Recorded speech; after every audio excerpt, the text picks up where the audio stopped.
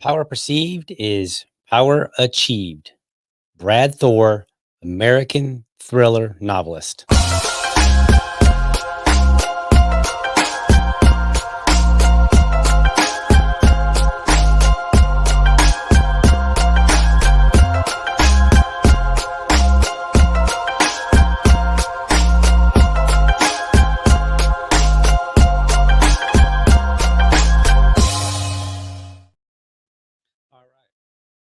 All right. Welcome. Excuse me. Welcome to another morning episode of the Liberty Dad podcast, a discussion on politics and culture. If you're tuning in live, I want to especially thank you for giving me your time so early. Now, I want to start off by pointing out one thing here. I got to give you a disclaimer. Today's topic is kind of sensitive.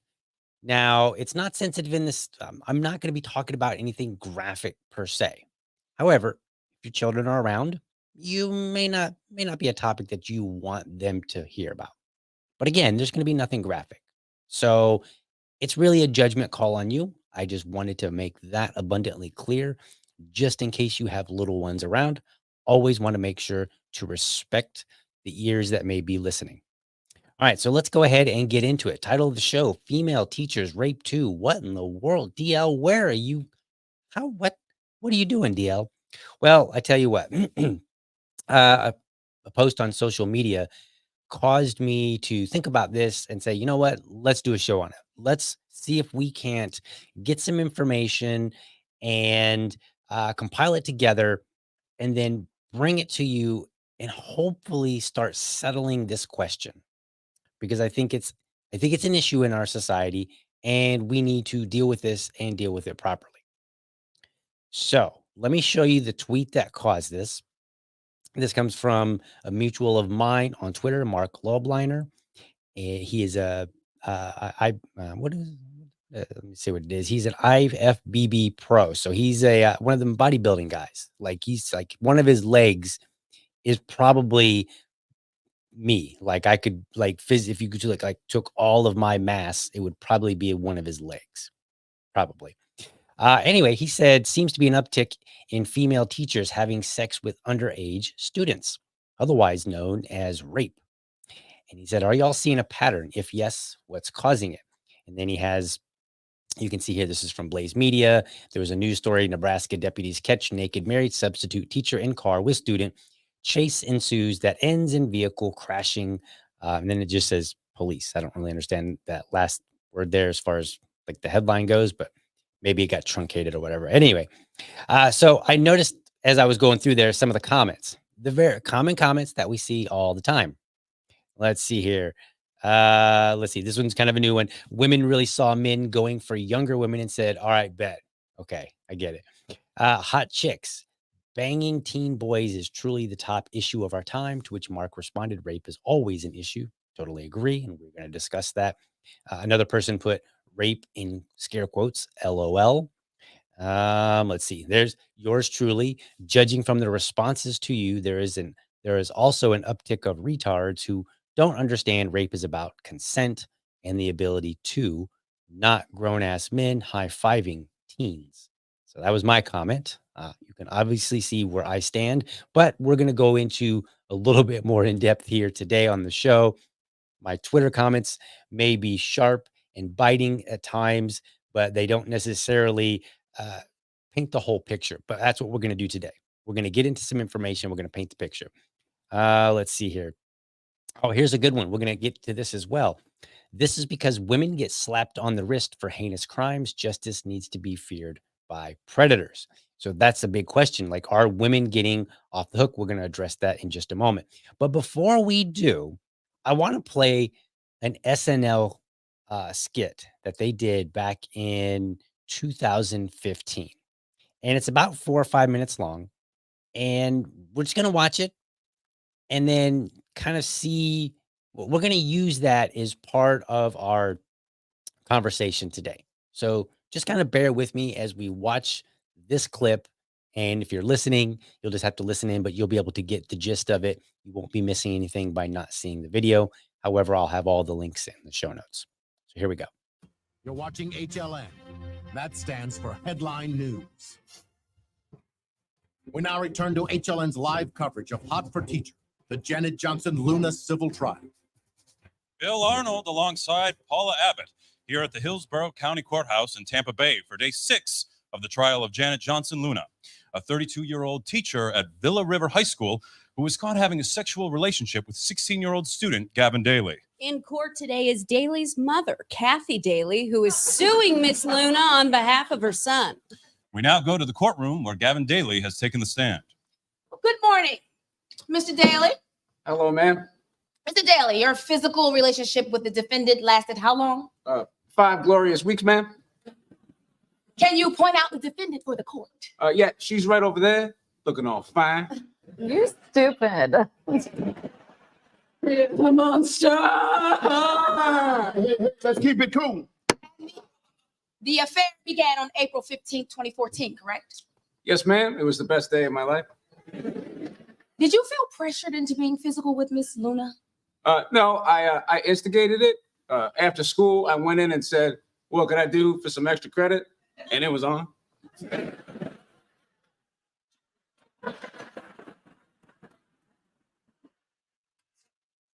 Look at you.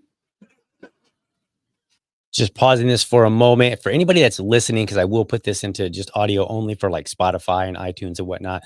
That was the judge kind of giving the guy on the stand who's the young man that has been having a relationship with a teacher, and the judge kind of looks at him, kind of gives him a grin, and then says, "Look at you." So just to give a little bit of extra context for anybody that might be listening and unable to actually watch the video. Mr. Daly, your mother said you came home that day and felt sick. Oh, yeah. I asked for some Tylenol because I was fist pumping the entire walk home from school, and my arm muscles were a little sore. How would you describe your mental state after the affair began? I'd say it felt like what Disneyland is. Oh my God, so embarrassing. Mr. Daly, when your classmates became aware of your relationship with Ms. Luna, what happened at school? I just remember giving thousands of high fives. Did the kids call you names? Yes, ma'am. The man, luckiest guy ever, my hero, baller, Lil Pimp, Lil Baller, the one, Goodyear Pimp, Fred Pimpstone, Ren and Pimpy, King of the Teachers, After School Special, Teacher's Petter, The Boy Who Lived, Gavin the Great, Magic the Gavining, Legend, Supercalifragilistic, This Be Such a Dope Kid, and He Who Has Sex with Teachers. I'm sorry, that's all I can remember, but those were the main ones. Noted. Now, Mr. Daly, were you bullied as a result of the affair? No, I would describe it as the end of the movie Rudy. I was Rudy. Are you okay, Your Honor? Yeah, it's just this guy. Extra credit. So corny. Mr. Daly, how did your relationship with the defendant affect your home life? It actually brought me closer to my dad. After he saw a picture of Miss Luna, he took me to a Marlins game and bought me my first beer. Did Miss Luna make arrangements to meet you after your mother filed a restraining order? She did say she wanted to meet that weekend, but my schedule was so hectic. I had some meet and greets, and that Sunday it was Gavin night at the minor league hockey game, and I was asked to ride the Zamboni and sing "Hot for Teacher." Yeah, I'm done. Defense? You know, we're beyond good at this point, Your Honor. May I be excused, sir? No, not until you pound it. Mr. Extra Credit right here. Yeah, you excuse. 10-minute recess. All right. So that was basically the clip there, and hopefully, if you watched it, or hopefully if you're listening in, it made sense to you. But basically, you have this mock trial going on, and you've got a judge sitting there, and you've got the young man on the witness stand discussing, and of course he's talking about his experience with the teacher and just how great it was. And then of course you've got the male judge who's giving him a fist bump and kind of grinning at him, and the dad and the mom is the only one that seems to be angry. The dad seems to be happy with him and kind of excited, like, hey, my son has become a man. The teacher, she still seems to be kind of like looking at him with these gaga eyes and whatnot. Now, let me ask you, did you laugh a little bit at that? You probably did. And it's okay. I mean it. It's actually okay. Humor is a good tool to help highlight some things about the human condition, right? Like we can laugh at our idiosyncrasies and our failures, big and small. So I think it's okay to laugh. It's not an issue if you laugh, even though this is a conversation about female teachers raping young men, right? And I'm not saying that rape is funny. What I'm saying is the human condition can be implemented in comedy, and then we can draw lessons from that, right? Like that's what a comedian is supposed to do. They make fun of the world around them, good and bad. So I have no issues with that. But let's move on to the instructive part now that we've seen this clip, and I'm going to refer to it periodically as we go along. So let's see, what do I got here in my notes? Okay. So the first question that we might want to ask ourselves, because this is what Mark Lobliner had pointed out. He said, is this increasing? Is this happening more and more? So in order to do that, I found a Reuters article that I'm going to pull up on the screen here so that you can take a look at it. So let's see, where's my Reuters article? All right, there we go. And actually, let me go with the Slate article first. You're watching HLN. Hold on. That stands for headline news. All right, let's try to fix that. All right, sorry about that, folks. All right, so here's what we've got now. We've got this article up from Slate. Now, these articles are a little bit old because when it comes to female teachers engaging in sexual activity with young men, there doesn't seem to be a whole lot of like research behind it and the articles. If there's an article, it usually tends to be a specific incident, not really a collection of not really talking about a collection of stories in general. So there's not very many that I could find, but I did find a couple, and they are a little bit old. This one is from 2006, but don't worry, some of the this information is largely the same. So it says teachers' pets are teachers who sleep with boys getting off. Aha. All right. So let's scroll down here to this. Where is it? Oh, I guess I lost my highlight, but that's okay. So it says, are women getting lighter sentences? It's not clear they ever did. In the 1991 study, Women and Men Who Sexually Abuse Children, a comparative analysis, researcher Craig Allen studied 75 male and 65 female offenders in the Midwest. Relatively similar proportions of female and male offenders had charges pressed against them. 52 and 55%, respectively, Allen reported. However, more female offenders, 30%, were put in jail than male offenders, 25%. 5 of the 65 women were in prison during the study, which inflated the female number. But at best, the gender comparison was a wash. So then we go down here and we say, it says, at first glance, the sentences look biased. The men got an average of more than 11 years. The women got less than 2. But compare the crimes, and the story gets more complicated. Most of the men molested victims younger than 15. Most of the women did not. Half the men molested multiple victims, only 3 of the women did. 10 men on the list had multiple victims, including victims younger than 16. These men earned an average sentence of more than 17 years, drastically inflating the average. And then we go down a little bit more here. At the other end of the gravity spectrum, 2 of the women confined themselves to single victims, 16 or older. One got a 2-year sentence, the other got a 1-year sentence, an average of 18 months. Did they get off easy? Before you answer, look at the 4 men who, like these women, targeted single victims, 16 or older. They drew an average sentence of 14 months.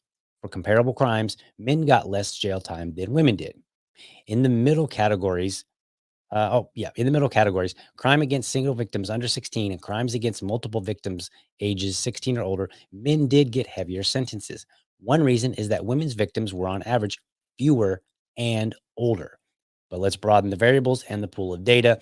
You can read the rest of it. It's just a whole bunch of statistics. I'm not going to read all of that. So as it turns out, women aren't necessarily getting off easier. They're not getting lighter sentences necessarily. It happens to be that adult women who abuse, and I'm going to continue to use the word abuse, and we'll get to that. Adult women who abuse young people, people under the age of consent, they happen to have fewer victims on average, and those victims happen to be older. So there's a distinct difference, and we're going to get into why that might be. So let's look at that Reuters article. So U.S. cracks down on female teachers who sexually abused students. This is from April of 2015. So we're talking about a good about 10 years later. So we go down to the relevant part here. Hopefully you did it. Okay, I keep losing all of my highlights that I had. So give me just a moment as I get down here. Where is it here? This was very interesting. Where'd it go? All right. Oh, I had it. Oh, here it is. Okay. Female educators who sexually abuse their students are facing tougher prosecution, in part because there are more women police officers.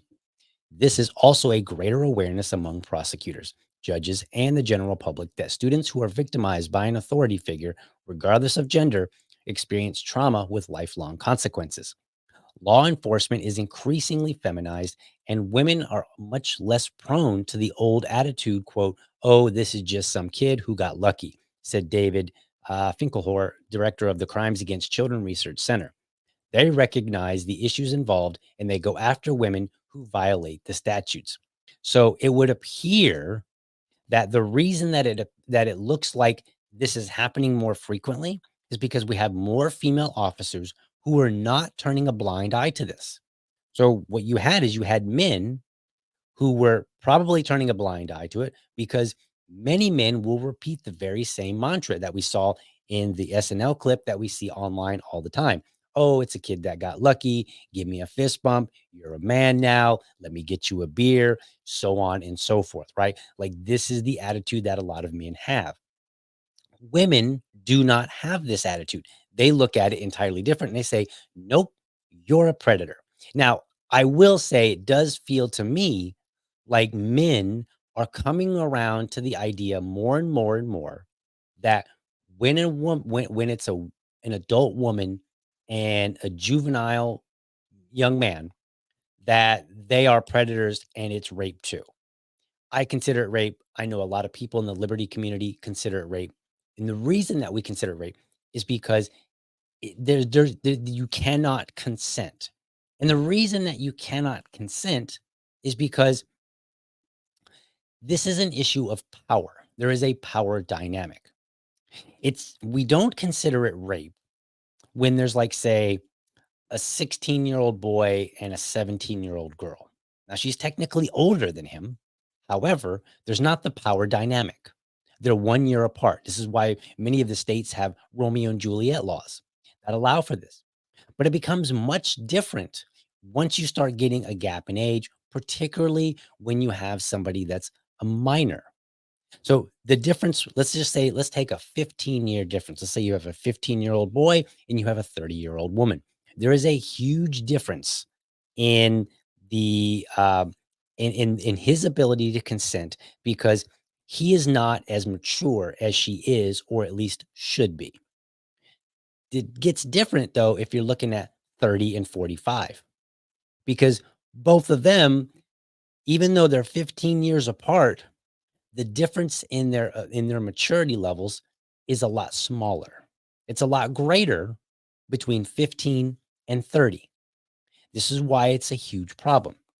Now, you might think back to a story in 1977. If you remember the film director Roman Polanski, he was 43 years old and he was accused, and I believe he was convicted of drugging a 13-year-old girl. So he drugged her up on Quaaludes and then proceeded to have sex with her. And then he fled the United States. And I don't think he's ever actually been held accountable because he's in a non-extradition country. We would all agree this man, complete rapist, dirtbag, send him to jail. We should also agree if Roman Polanski had been a woman who was 43 and drugged a 13-year-old boy. It is the same issue, and it is about power, sort of. Traditionally, rape is about power. However, because there's not a lot of studies, that most of those studies were based on the power or the dynamics between an adult male and a juvenile young girl. And they also, and this is the context that we tend to see it in. We tend to see it as in the guy manipulates the woman, the guy forces the woman, so on and so forth. So we tend to think of rape as always about power, but it may be about something more. So let me show you this study that I found. I was doing some research and I found this study. It's very interesting. Let me get to it here. Getting everything over here. There we go. All right. So this study is titled Sexual Abuse by Educators, a comparison between male and female teachers who sexually abuse students. And so let's go to page 3 here. We're going to skip around a little bit. So here on page 3, it says sexual misconduct by teachers appears to be quite prevalent. In a nationwide survey across the United States of America of grade 8 to 11 year students, ages 13 to 17, it was found that 10% of almost 4.5 million students reported some type of educator sexual misconduct. 10%. In a different study that explored institutional abuse through child protection records across English and Welsh authorities, it was found that the largest occupational group of sexual abusers was teachers, 29%. Then over in Australia, the Royal Commission found that 20.4% of victims reported being abused by a teacher. So we have this problem in our schools, and it appears to be globally. We see it all over. When they do the research and they say, all right, where are most of the predators found? In school.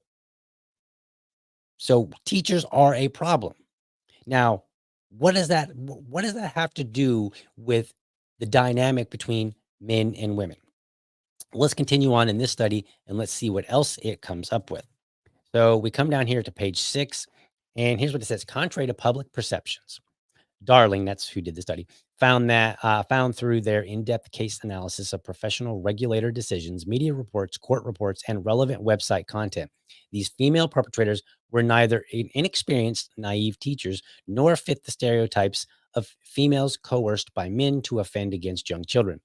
Most appeared to offend as a result of situational and contextual factors rather than any evident sexual preference for children or predisposition to sexually offend. Their motivations to abuse were to meet emotional needs for sexual gratification where these needs were not being effectively met in other adult relationships. These women shared similarities found in other female sexual offender studies, including unstable lifestyles, relationship difficulties, emotional self-management problems, low self-esteem, isolation, and loneliness. So now we're starting to uncover a little bit of a picture here. We have plenty of evidence that suggests that when a man is abusing a young woman, it is an issue of power. He is seeking power over somebody and he's picking somebody that's an easy target. When it comes to women who abuse young men, it actually looks like it's a little bit less about power. And the fact of the matter is, the woman is unstable. She has many issues, emotional issues. She has relationship issues with other adults. She is not in the correct place. Now, you might still look at it and say, well, this is still an issue of power.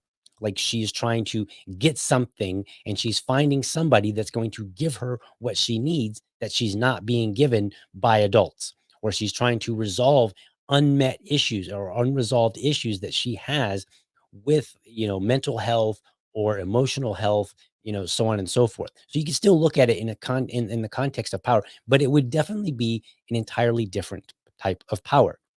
So the first question we have to ask ourselves when we're high-fiving our young men and saying, man, you got lucky, is that the kind of relationship that we want our young men to learn about?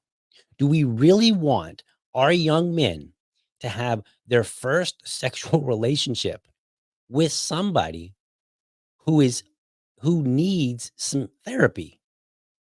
That's what we're teaching our young men. We would be teaching them that it's okay for you, who may not be unstable, you're just young and immature, it's okay for you to take advantage of this woman. Well, how do you think that plays out later? So let's continue on here. Let's see what we got here. There's one more snippet here that we're going to read from this. 5 categories of abusers were identified: immature regressed, sexual and risky, savior syndrome, unrequited infatuated, and psychologically troubled. So here's how they describe each one of those. When they're breaking down the types of, they're basically labeling 5 major types of abusers for women. So the immature regressed were young women in their 20s and new to the profession who developed over-friendly relationships with children in their mid-teenage years for intimacy needs or sexual gratification.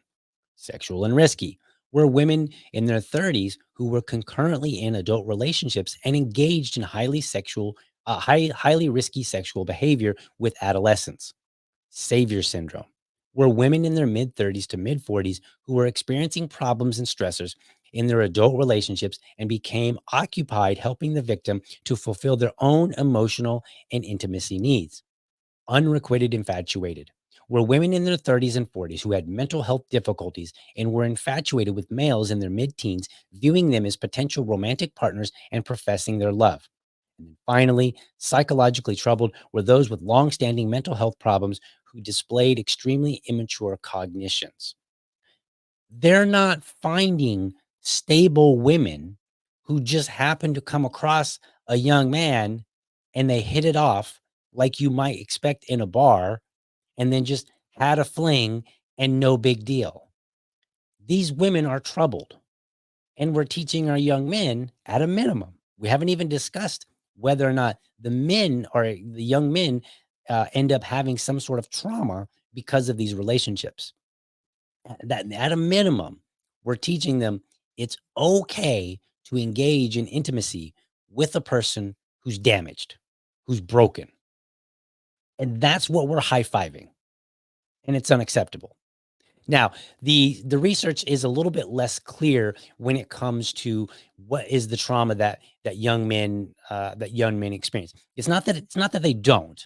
It's that it's not been as explored as much as trauma that young women experience. However, think about the clip from SNL that we just watched or listened to. You'll notice that there were some attitudes that were prevalent in that clip. And these are the same attitudes that are prevalent throughout society. And these are that, and I think these attitudes, they on one hand, they put girls and women at risk of sexual assault. It's one, men need to prove that they are men, right? Boys and men are always down for sex. Sex is a proof of manhood. all men are really just horny teenagers when it comes to sex, right? These are negative stereotypes about men. And at a minimum, again, we're only talking about a minimum because again, the studies that indicate exactly what level of trauma are limited, and it's kind of hard to find them. They're out there, but it's kind of hard to find them. And for the purposes of this show, I had to deal with what I could find on short order. But at a minimum, we're teaching our young men that they should always be down for sex. Maybe he's not. Maybe he's not in the mood. Maybe he's stressed, right? That it's a proof of his manhood. Well, that's not a good proof. If you haven't been paying attention to society, we have problems in society when it comes to sexuality. It doesn't matter where you fall. I know that some people say, hey, things like, porn or not, or like you've got people that say like porn is a terrible thing. You got some people that say, hey, porn can be used responsibly. You've got some people that say sex workers are, or a blight on our society. Other people say, hey, sex workers are, potentially a good thing. So I understand where people fall. They fall in different categories when we're looking at these areas. But the reality is, when you look at society as a whole, we are not doing well in the relationship department. And it seems like we would just if you're casually looking, like we don't need a study, we can casually look. We know that divorce rates are high. We know that a lot of young men, there seems to be this, they're struggling to find relationships. A lot of young women are struggling to find relationships. They're not doing well in relationships. Maybe they cycle in and out of partners because, for whatever reason, we're having problems in relationships. We're not doing well. And so we cannot look at these and say that these kind of attitudes are helping. We can probably just guess without any studies, without any psychological research, we can probably just guess that they are harming, even if we can't pinpoint exactly how. Now, now I want to tell you a story. So I'm 45. It's 2024. I'm 45. When I was 19, I think it was 19. In 1997, I graduated and went off to basic training. And I was in basic training in South Carolina in Fort Jackson. I went to Fort Jackson in 1997 at basic training, and we were going through all kind of courses, like classes. So we did the standard training, marching and things that are, you would associate more with the military. But then we had a lot of classroom training as well. Some of that classroom training was about fraternization and just relationships with each other, right? Like what was appropriate, what was not appropriate. And I remember distinctly, this is in 1997 now. I remember distinctly, they said, can men be raped? And a young woman stood up, she raised her hand, they had her come up and she said, no. She was very clear. No, they cannot be raped. The question and the response from the person that was leading the class said, why not? And she said, because men always want it. Okay. So I want you to think about this. Is it harmful or is it good to place the idea on young men that you always want sex? I would argue, again, without any research, without any studies, just observation, just being a casual observer of the human condition, society in general, that telling young men that is harmful because it places somewhat of a burden on them. You have to be ready at any time. Ready for what? Well, if you're single, apparently for any temptress that comes along. I don't think that I think that the harm, again, at a minimum, is that we're creating unhealthy visions of what relationships ought to be like. That's not good. That's not good for young men. And for those who maybe think that all of this harms women more, it's certainly not good for them. One more thing, while we're talking about studies and whatnot. So let me get into this other study. Now, this is where it's going to get a little bit dicey on you guys. Okay. This study is one you may or may not remember this particular person. So Allison Walker made headline news. I think it was last year sometime, maybe the middle of last year, maybe early last year. I think it was. And there was some Zoom call that they were on talking about maps. Now, if you've never heard of a map is the new term called minor attracted persons. And a lot of people like to say, no, it's pedophile.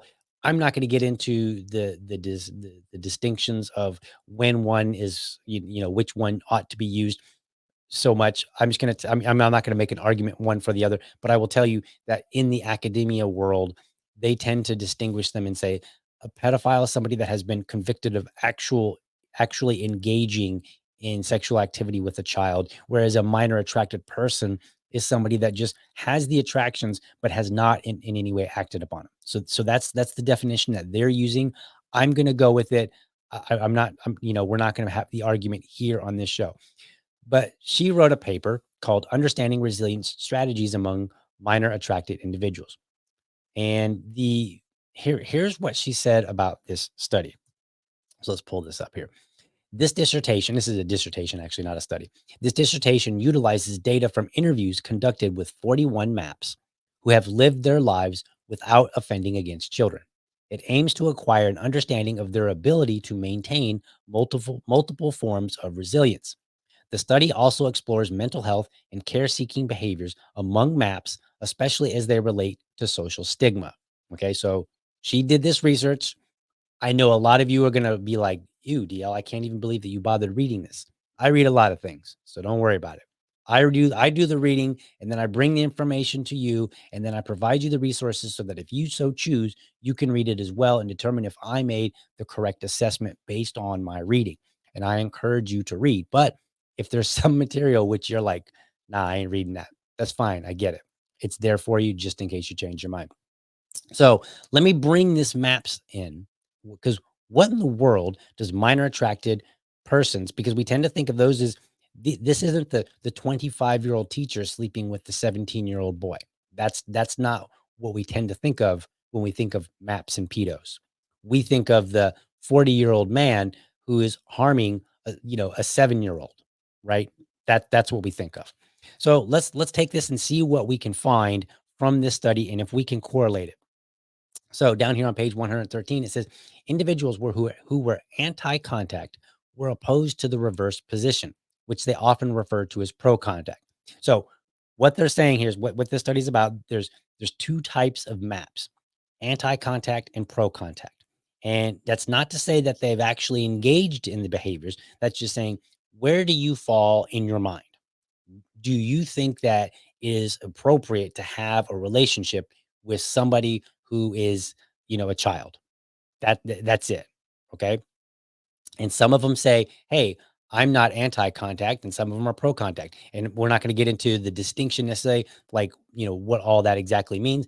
Just know that these are the two higher level breakdowns. Those who were referred to as pro-contact pushed back against this label when asked about it, preferring the term pro-choice. These individuals believed that some minors have the emotional capacity to consent to sex with adults, lacking only the legal capacity to do so in the current social climate. Okay, so what did we just read here? The people who are pro-contact, they want to call it pro-choice because they look at it and they say, well, these minors, well, they can consent. What do you think you're doing when you high five a 15-year-old boy for sleeping with a 25-year-old woman? You are engaging in the idea of pro-choice. You are no different than the pro-contact MAPs who believe that young people have the emotional capacity to consent to sex with adults. Now, most people would be horrified by this. And many of them would turn around and say, oh yeah, but Fred over there, 15, got it with the teacher. High five, bro. Well, you may be horrified because the person is a little bit younger, but you're engaging in the same behavior. You are rationalizing it no less than the MAP who says, I think there's emotional capacity to be had there. All right, let's look at one more page here. What's up, little man? My producer is here. All right. So let's see. 2 participants, Brooke and Zach. Eesh, that's kind of creepy. Believed that the age of consent laws were a form of ageism, a way of denying agency to youth. Interesting.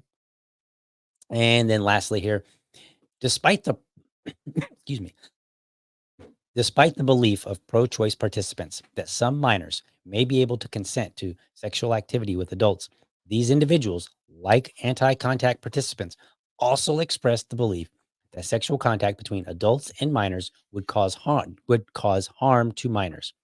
They argued, this is the important part here, they argued that society takes away the choice for minors to engage in sexual activity with adults, and the harm caused as a result of consensual participation in such activity would be a result of society that is intolerant of such acts.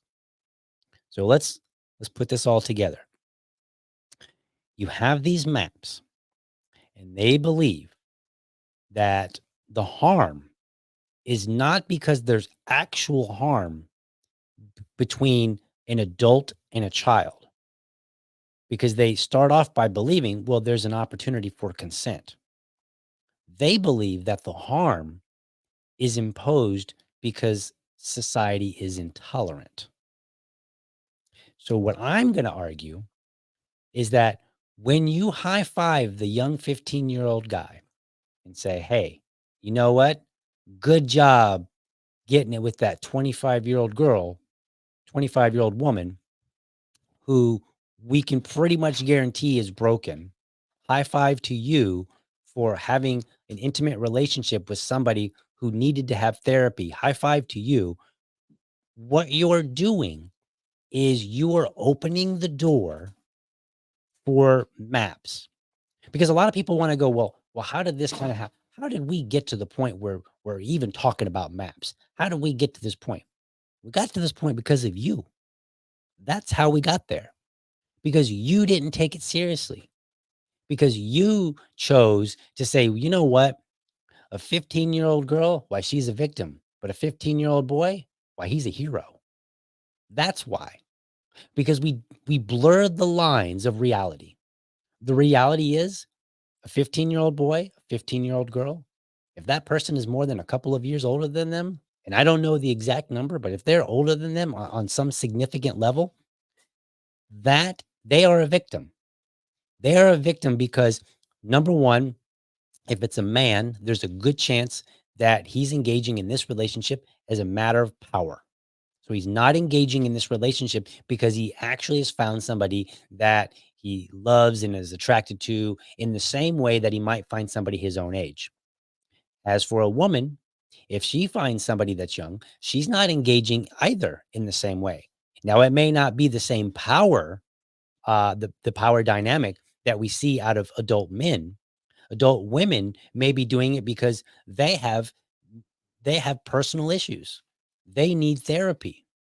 So either way, neither of them are engaging in these relationships for any healthy reason whatsoever. We should not at all look at the young man and say, well, it's like, I want you to think about this.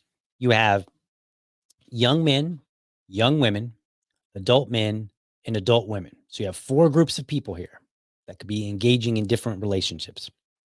So I want you to wrap this around your mind. The adult men, inappropriate, right? It's a power play. Adult women, they're broken. Now, there may be some differences. There may be some women that are engaged in power plays, and there may be some men who are themselves broken, right? But just go with the majority, like what we generally know to be true. What we can look at the majority and say, this is applicable. So you have both adults are coming from a place that are a problem. Then you have the young women, right? The underage women, young girls. And we say, well, they're a victim. So now 3 out of the 4 groups is a problem. So somehow tell me how all of a sudden the young man, the 15-year-old young man, is himself not somewhere in a problematic relationship, that this is not harming him on some level. You can't, because every other person in this equation is either a victim or a problem. So he has to be something. And the studies haven't quite come out, at least not many, haven't quite come out to tell us exactly where he falls. Now, I've seen some things that suggest that young men suffer trauma too. I don't know if that's true or not, and I could only do so much research before the show. I mean, I saw the tweet yesterday, and then I decided that I was going to do the show, and then I started doing my research, enough research to have this conversation. But I think I think what I've presented tells us that under no circumstances should we be high-fiving him. Now, that doesn't mean we need to scold him per se, but maybe, I don't know. But we need to look at it differently. And we need to stop with this nonsense about scare quotes, oh, rape. It's not really rape. Why he was, let's give him a fist bump. Let's take him and get him a beer. Why, you're a man now. I want you to think about that. Think about what you told this young guy that he is now a man for having a relationship with somebody who needed therapy. And then you don't think that's going to be a problem later? You just confirmed in his mind that this negative relationship that he engaged in is a good thing. How do you think that plays out later? Look at our society. Do we seem to have a healthy handle on relationships right now? I would argue we don't. And part of it is because of this. And I think we're opening the door for things that we really don't want to see. Because when somebody says, well, he's 15, he's not a victim, he's a champ. Okay. What if he's 14? Well, this one was mature. Yeah. He's a champ too. Okay. What about 13? At what point do you clearly draw the line? Because you've already blurred the line, right? If we said 15 and 30 is cool, you've already blurred the line. So it's just a matter of what argument somebody else can make to blur the line even further. You're opening Pandora's box. And in fact, I would argue Pandora's box has already been opened. So we need to start looking at when an adult female teacher, an adult woman has a relationship with a young man, nothing about that relationship is good. He should not be given a high five. In fact, I would argue you don't really, think about this. I'm a 45-year-old man. If I'm hanging out with my buddies and I'm in a particularly good mood, and he's like, oh, somebody got lucky, like we might have a good laugh at it, but he doesn't really high five me. Like I don't high five my buddies if he's like, yeah, I was out at the bar last night and sorry I couldn't come over. I went home with a lady. I don't high five him, right? Because these are just things that happen. They're part of the adult experience. And I'm not high fiving you for something that happens all the time. So we need to, if we want our young people to come into adulthood, we need to start kind of treating them like they're an adult in a sense. And what I mean by that is not saying, oh, you're an adult now, you can have a relationship with anybody that you want. Say, okay, if it's not appropriate for a man to be intimate with a woman who is broken and trying to seek some sort of validation, if it's not okay for me, right? If I was a single guy to go around, like imagine if I told you as a 45-year-old single guy that I was going around finding vulnerable women and talking my way, Casanova-ing my way into their bed, right? Nobody would look at that and say, wow, you're a really nice guy. High five you, buddy. No. And so we shouldn't teach that to our 15-year-olds. We should tell them, hey, you know what? Stay away from them.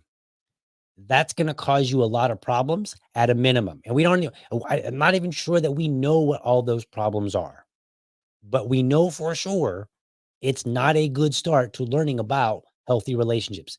And that's at a minimum. Now, I think that there could be potential trauma. Depends on the young man. Some men are a little bit more robust. Some of them are less, right? People vary all across the spectrum. You don't know exactly, where a young person will end up in the long run, how these experiences will affect them. But I'm willing to bet that when the research really gets fuller, that we'll find out that there was a negative result to these young men having these kind of relationships. There was some, like, it in some way, maybe it caused them to be more addicted to pornography. Maybe it caused them to cycle in and out of relationships because they had trouble maintaining relationships. Maybe it was something more emotional that they had. Whatever the case may be, I'm willing to bet that we're going to find that on net balance, because there's never 100%, right? Absolutes generally don't exist.